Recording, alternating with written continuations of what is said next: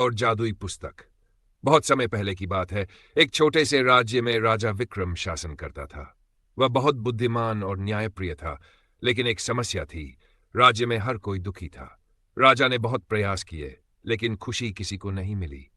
एक दिन एक वृद्ध साधु दरबार में आया और राजा को एक जादुई पुस्तक दी।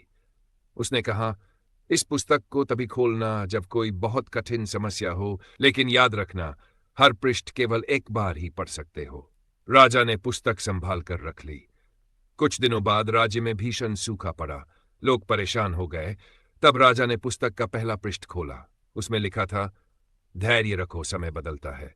राजा ने यह बात मान ली और लोगों को भी धैर्य रखने को कहा। कुछ ही दिनों में बारिश हो गई और राज्य फिर से हरा भरा हो गया। कुछ समय बाद पड़ोसी राज्य ने हमला कर दिया। राजा ने पुस्तक का दूसरा पृष्ठ खोला, जिस पर लिखा था, शांति से सोचो, सही अवसर का इंतजार करो। राजा ने बिना घबराए रणनीति बनाई और युद्ध जीत लिया। इस तरह हर मुश्किल समय में राजा पुस्तक खोलता और समाधान पा लेता। लेकिन एक दिन राजा बहुत बीमार पड़ गया। उसने आखिरी पृष्ठ खोला। उस पर लिखा था, सब कुछ नश्वर है, खुद को पहचानो। राजा को एहसास हुआ कि सच्ची खुशी बाहरी चीजों में नहीं, बल्कि खुद को जानने में है।